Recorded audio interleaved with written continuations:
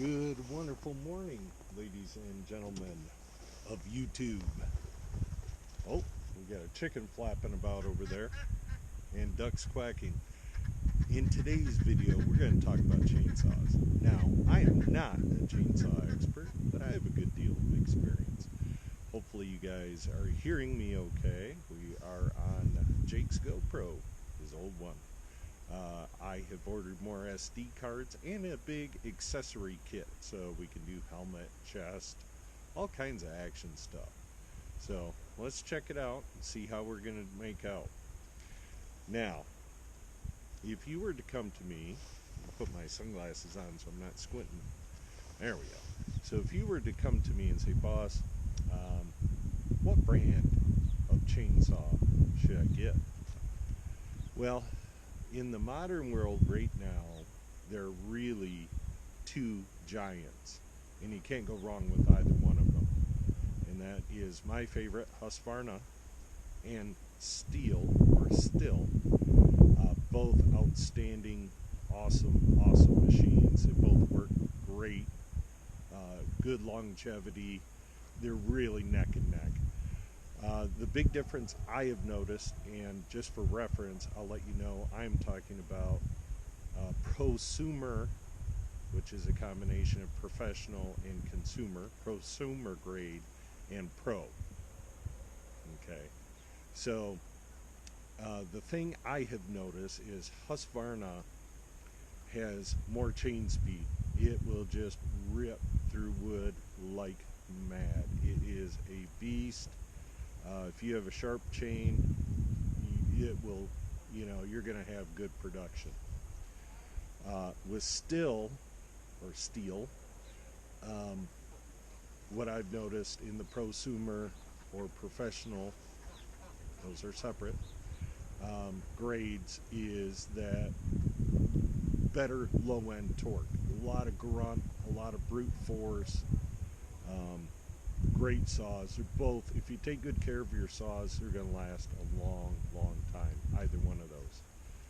Now, my next question to you would be, what kind of wood are you cutting? In other words, how much? Quantity is going to be crucial here. If you're a guy or a gal who has a fireplace and you cut a face cord a year, any chainsaw is going to do just fine practically. Pull-on, home light, the cheaper saws are going to be fine. Good place to begin anyway. You don't want to go buy a $4 or $5 or $1,000 or $1,200 chainsaw and decide, you know what, this isn't for me. I don't like it. It's not fun. It makes my back hurt, my arms hurt. It's no fun. Buy a cheap one. Or better yet, to find out, go to your local rental station and just rent one and try it for the weekend or a day. See how you like it. But the novice cutter, something like this Remington. My wife bought me this for Christmas when our first year here at the house, and she thought she was doing good. This is a Remington Rebel RM 4216. I think the 16 has to do with the bar length, and the 42 is the cc's, or the displacement, cubic centimeters. I think I probably only have 10 hours on this saw, and I had some nuts and bolts fall out of it. Luckily, I was able to find them and put them back in. I would recommend, when you're running one of these Chinese saws, the cheaper end, go through and make sure everything's tight. See that bolt right there is sticking out a good bit.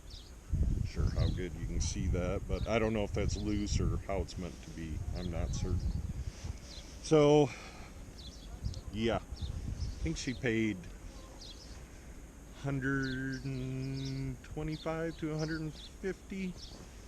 It came with this beautiful case here, which it is indeed beautiful. I put that up last winter and had bar oil in it. all the power oils leaked out. It's currently in the bottom here, so I need to drain that. The amount of wood that we need to cut for my house, we're looking at probably 15 face cords a winter. So that saw just wasn't going to be enough for me. It still runs, or it ran when I put it up. I am going to see if I can start it at some point in time today. So then I went on Marketplace, or Let It Go, or one of those, Let Go, and I found this guy. This Husqvarna 350, 50cc saw, still just a 16-inch bar. Great saw, great for firewood. It runs like a beast. The 350 is considered a lower end saw, but here's a telltale for you. I don't know how well you can see that, but this is a compression release. Usually higher end saws have compression releases on them, and this little thing is a beast. Very satisfied with it. Would buy, they don't make this saw anymore, but I would buy it again, brand new, in a heartbeat if I needed one. Paid $125 for that. So then, move a little equipment here. I got this guy. And yes, there's sawdust on all my saws because I use them. This one actually had a full service yesterday. Sharpened the chain, lubed the sprocket, took my air compressor, blew all the sawdust out of it, cleaned the air filter, and then I went back in the woods to cut for a little bit here at my house. I didn't go to the property where I'm cutting firewood. So this is a G372 XP by Husqvarna or FarmTech. They have a couple different names. Another China saw. Set him down here, he's a little heavy.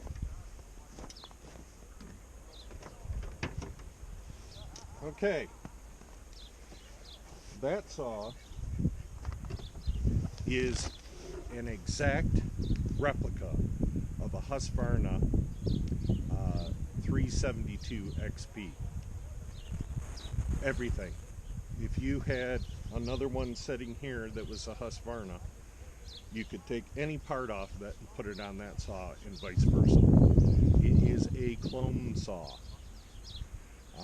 I've only run about maybe 6 tanks of fuel through it.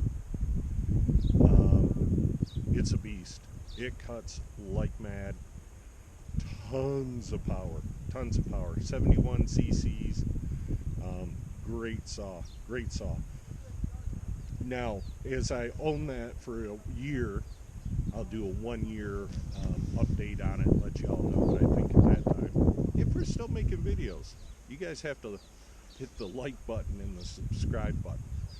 So I'm just doing this for fun. So I need to know you guys are having fun too. Alright, so that's my spiel there. Only gripe I have with the saw so far is I'm having a terrible time keeping the chain tight, or sharp, not tight. It stays tight just fine. And I think it's just Chinese steel. I did buy a grinder, and I actually ground that chain yesterday morning. And of course my phone's going. Okay, so like I was saying, my phone rang, I'll edit that out. Anyway, yeah, so I ground that chain. I have not gotten it into substantial size wood to see how it's going to hold up. So I'll let you guys know on that too. Seems from memory, I had trouble keeping this chain tight as well, and it would be Chinese steel chain. So, okay, I hope I've answered your questions. There are other great saws out there that you can find that would be in the used category. So this will be used chainsaws. All the big saws had their heyday. And I'm talking about Pro or Prosumer Plus. Homelight Pro. That was a great saw. Pull-on Pro. Not the ones you find at Walmart now. 70s and 80s, probably 60s. Great saw. Delmar, great saw. Sorry if it's windy noise, guys. I guess Makita's making a decent saw nowadays. We'll put that in the new category. McCulloch, beast of a saw. Check out my friend Billy Ray, Buckin' Billy Ray, if you want to see some old McCullochs. So, you know, a lot of these saws were great back in the 60s, 70s, and 80s, but now these companies ran into hard times and sold out to China. A lot of them. Some of them are just not in business anymore at all. Forgive my nose, it's chilly out. So, okay, so we've covered new saws, my opinions on them, and old used saws, my opinions on them. They're great. Let's talk about what we need for our chainsaw. Now, if you buy a new one, it's going to come with a tool like this. This tool, I call it a scrinch, because it's half wrench and half screwdriver. A used saw, you may not get this, so pick one up. It's for your bar nuts, tightening your chain, spark plug wrench. Very handy. You're also going to need a round file. Make sure you get the right size round file. My chains here and on the big saw are both 3/8, so this would work on either one. Now, I don't have one handy, but you need a flat file. Bring the little husky over close here. We'll be able to see it, find out. So here are our teeth. Okay, round file are for teeth, and here are our depth gauges, or our rakers. Okay, so flat file is for the rakers. Go check out my friend Buckin' Billy Ray on his channel. If I remember, I'll put a link. If not, just put in Buckin' Billy Ray, you'll find him. The man's a master saw filer. Tons of great videos.